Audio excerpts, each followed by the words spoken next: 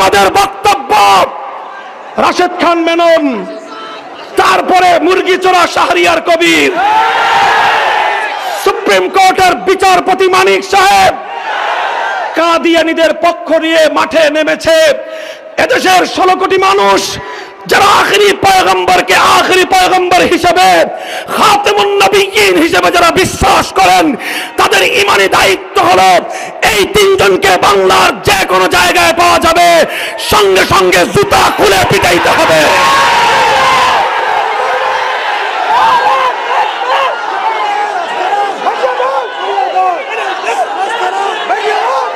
বসেন।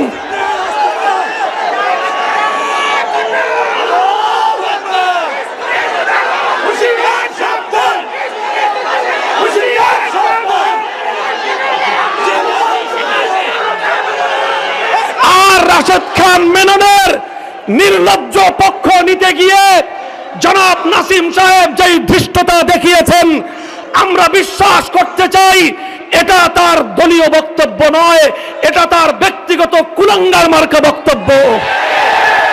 আর যদি এটা তার দলীয় বক্তব্য হয়, তাহলে আমি ঘোষণা করতে চাই, যদি আল্লামা আহমদ শফি খতমে নবুয়তের ইজ্জতের হেফাজতের জন্য, পয়গম্বরের ইজ্জতের হেফাজতের জন্য আমাদেরকে ডাক দেন, আগামী 5ই মে আমরা আবার শাপলা চত্বরে যাব।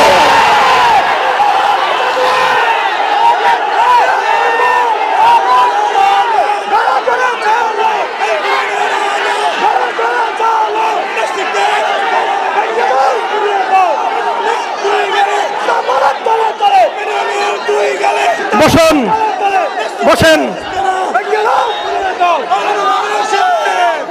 আমাদের কথা শুধু আবেগী কথা নয়, আমার বক্তব্য শুধু প্রতিবাদী বক্তব্য নয়। আমি দীর্ঘ আলোচনার মাধ্যমে মৌলিক যে কথা আপনাদেরকে বোঝানোর চেষ্টা করেছি, শরিয়াতে মুহাম্মাদিয়া, আল্লাহ পাকের আখেরি পয়গম্বরের আনিত দ্বীনে মুহাম্মাদি ইসলাম কিয়ামত পর্যন্ত থাকবে কি থাকবে না। যদি দিন সহিভাবে কিয়ামত পর্যন্ত থাকতে হয়, একদিকে আল্লাহর কোরআন এবং নবীর সুন্নাহ টিকে থাকবে, আরেকদিকে সাহাবীওয়ালা প্র্যাকটিক্যাল নমুনার জিন্দা ধারক হক্কানি উলামায়ে কেরামের সিলসিলা কিয়ামত পর্যন্ত কায়েম থাকবে।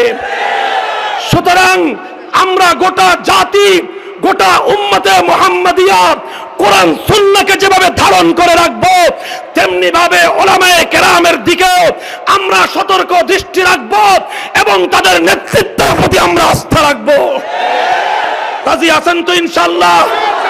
এদেশের আলেম সমাজ আল্লাহর দ্বীনের জন্য, আল্লাহর কোরআনের জন্য, হেদায়েতের পথকে পঙ্কিলতা মুক্ত রাখবার জন্য যদি ইজতেমার ময়দানে ডাক দেয় যাবেন তো? যদি শাপলা চত্বরে ডাক দেয় যাবেন তো? যদি সংসদ ভবন ঘেরাও করতে ডাক দেয় যাবেন তো? উলামায়ে কেরাম যেখানে আমরা আছি, আল্লাহর এই পৃথিবীতে কোরআনের কোন দুশমন, নবীর সুন্নাহ বা হাদিসের কোন দুশমন যদি চায় আল্লাহর কোরআনের আলোকে নিভিয়ে দিবে, নবীর হাদিসের আলোকে নিভিয়ে দিবে, পারবে? বরং দায়িত্বহীন ভাষায় বলতে চাই, কেউ যদি কোরআন এবং হাদিসকে সম্পূর্ণ নয় একটা অক্ষর যদি নিভিয়ে দিতে আসে, কোরআন এবং হাদিসের আলোর আগুনে জ্বলে পুড়ে ছারখার হয়ে যাবে।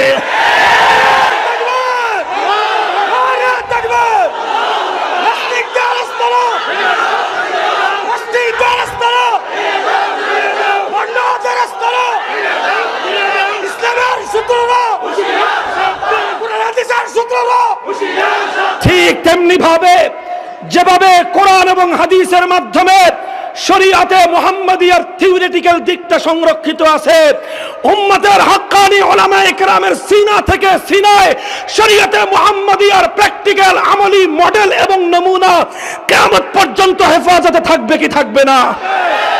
যদি কেউ চায় আল্লাহর দ্বীনের এই ধারক বাহক সাহাবীদের থেকে নিয়ে শুরু করে আজ পর্যন্ত একমাত্র একমাত্র যেই সম্প্রদায়ের মাধ্যমে শরীয়তে মুহাম্মাদিয়ার প্র্যাকটিক্যাল নমুনা সংরক্ষিত আছে, সেই হক্কানি উলামায়ে কেরামদেরকে ধ্বংস করে দিবে।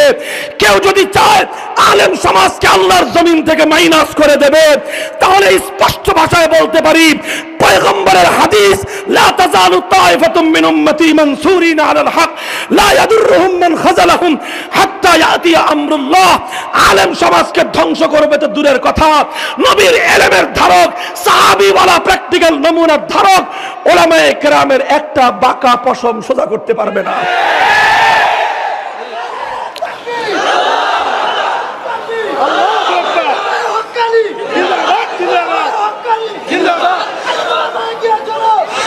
আলেমদের কথা শুনলে দ্বীনে মুহাম্মাদিয়ার জন্য আহলে ইলম জরুরি, উলামায়ে কেরাম জরুরি।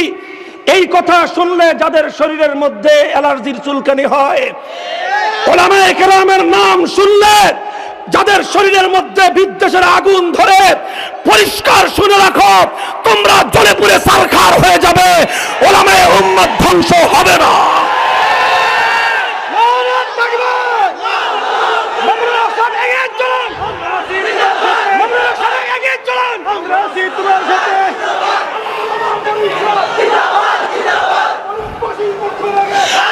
উলামায়ে কেরামের এই প্র্যাকটিক্যাল নমুনার তালিম ছাড়া শরীয়তে মুহাম্মাদিয়ার কোন বিষয়ে সুপ্রমাণিত ভাবে, দালিলিক ভাবে উম্মতের কাছে গ্রহণযোগ্য হতে পারে না।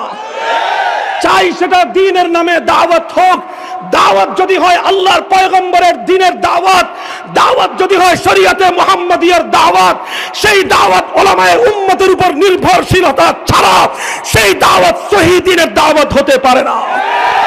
সেটা যদি হয় দ্বীনের জিহাদ, দ্বীনের নামে যদি জিহাদ হয়, উলামায়ে উম্মতকে মাইনাস করে শরীয়তে মুহাম্মাদিয়ার সহিহ জিহাদ চলতে পারে না।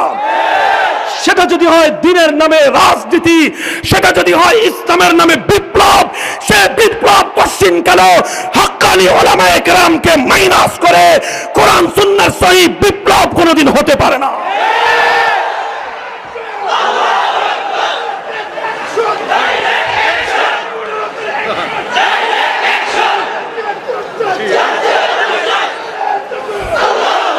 আবার জানতে চাই, উলামায়ে উম্মত 1400 বছর পর্যন্ত দ্বীনে মুহাম্মাদিয়ার প্র্যাকটিক্যাল নমুনাগুলোকে উম্মতের জন্য হেফাজত করেছেন, এটা আল্লাহর পক্ষ থেকে রহমত স্বরূপ।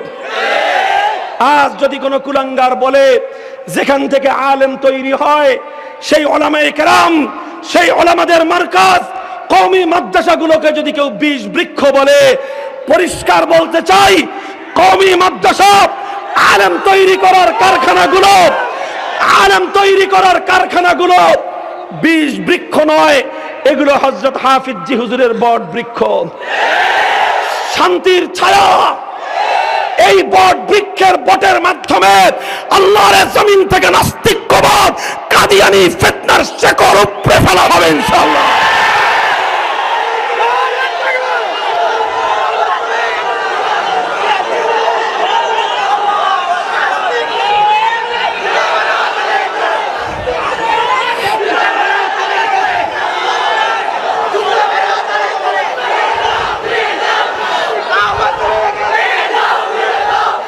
এটা উলামায়ে উম্মতের পক্ষ থেকে, পুরা উম্মতে মুহাম্মাদিয়ার পক্ষ থেকে স্পষ্ট ঘোষণা হলো, আজ নাস্তিক্যবাদের দোসর রাশেদ খান মেনন যেভাবে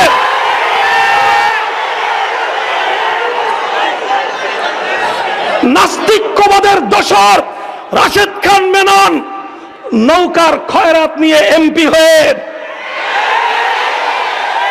খয়রাতি এমপি 16 কোটি মুসলমানের আস্থার জায়গাটা জাতীয় সংসদে দাঁড়িয়ে এদেশের মাটি ও মানুষ এবং স্বাধীনতার অতন্দ্র প্রহরী কওমি মাদ্রাসার বিরুদ্ধে কথা বলে শরীয়তে মুহাম্মাদিয়ার প্রেম এবং ভালোবাসার যাদের হৃদয়ে আছে 16 কোটি ইমানদারদের হৃদয়ে আগুন ধরিয়ে দিয়েছে।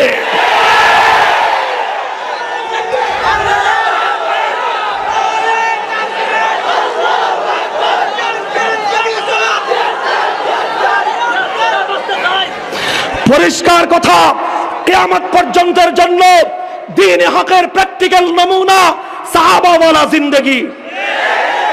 কিয়ামত পর্যন্ত ইসলামী বিপ্লবের একমাত্র সহি মানদণ্ড সাহাবীওয়ালা নমুনা। বাতিলদের মোকাবেলায় একমাত্র সহি এবং হকের মানদণ্ড সাহাবীওয়ালা নমুনা। আল্লাহর পয়গম্বরের ইন্তেকালের পর যখন ভণ্ড নবী মুসাইলামাতুল কাজ্জাব নবুয়তের দাবি করে আমার পয়গম্বরের খতমে নবুয়তের সিংহাসন দিয়ে ধরে টান মেরেছিল, আবু বকর সিদ্দিক রাদিয়াল্লাহু আনহু খেলাফতের মসনদে বসা, তার নেতৃত্বে 10,000 সাহাবায়ে কেরাম শাহাদাতের শপথে বলিয়ান হয়ে মুসাইলামাতুল কাজ্জাবকে আল্লাহর জমিন থেকে বুকের তাজা রক্ত দিয়ে ধ্বংস করেছিল। কিয়ামত পর্যন্ত যারাই খতমে নবুয়তের সিংহাসনের দিকে চোখ তুলে তাকাবে, উম্মতের জন্য সাহাবীওয়ালা নমুনা হলো খতমে নবুয়তের দুশমনদেরকে খতম করবার পর তাদের দায়িত্ব শেষ হয়।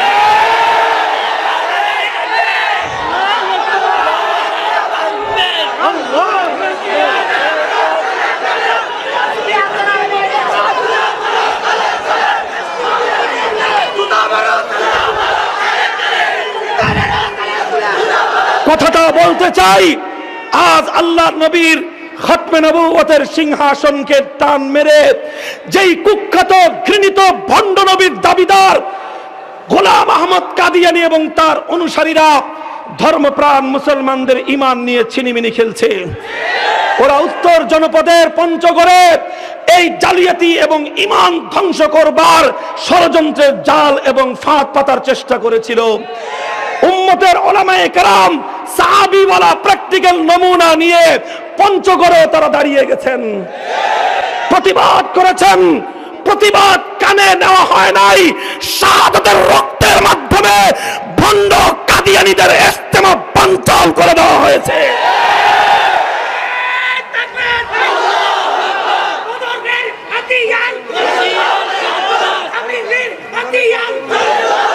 আমরা পরিষ্কার এই কথাটা বলতে চাই, দয়া করে আমার কথাকে কেউ রাজনৈতিক কালার দেওয়ার চেষ্টা করবেন না।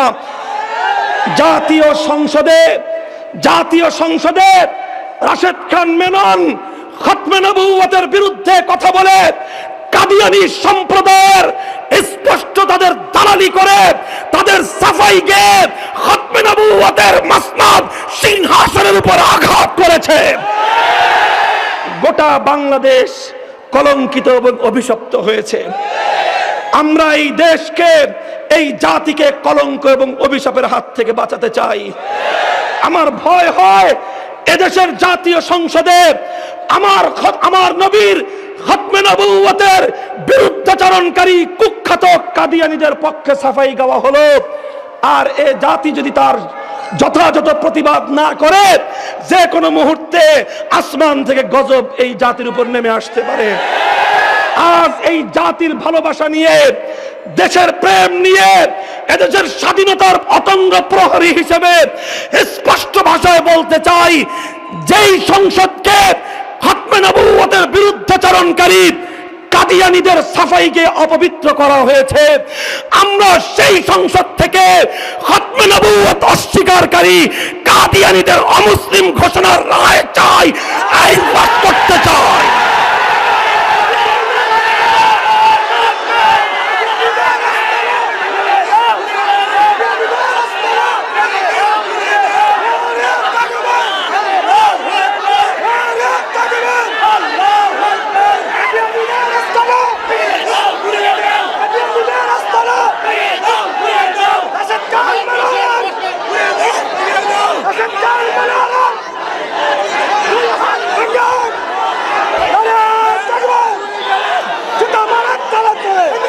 আজ রাশেদ খান মেনন সাহেবের এই বক্তব্যের প্রতিবাদ, এটা রাজনীতির অংশ নয়, এটা আমার দেশ প্রেমের অংশ। রাশেদ খান মেননের এই কুখ্যাত বক্তব্যের প্রতিবাদ, এটা রাজনৈতিক বক্তব্য নয়, এটা আমার ঈমানি দায়িত্ব। আমরা পরিষ্কার ভাষায় বলতে চাই, বসেন, কথা বুঝেন, বসেন সবাই, পরিষ্কার আমাদের কথা। কাজেই আলেম সমাজের গায়ে যারা আলেমদেরকে যারা কলঙ্কিত করতে চাও, পয়গাম নিয়ে নাও, বাংলার 55,000 বর্গ মাইল আজ অগ্নিগর্ভ। কথা ঠিক না বেঠিক? এটা ঈমানের প্রশ্ন। ইনশাআল্লাহ সুম্মা ইনশাআল্লাহ আল্লাহর দ্বীন শরীয়তে মুহাম্মাদিয়া কিয়ামত পর্যন্ত হেফাজতে থাকবে। আল্লাহ পাক রব্বুল আলামিন আমাদেরকে বুঝবার, অনুধাবন করবার এবং দ্বীনের এই প্রধান দুই বুনিয়াদ কোরআন হাদিসের থিওরি এবং সাহাবীওয়ালা প্র্যাকটিক্যাল নমুনার সঙ্গে মিলেমিশে থাকবার, একাকার থাকবার তৌফিক দান করেন। ওয়া আখিরু দাওয়ানা আলহামদুলিল্লাহি রাব্বিল আলামিন।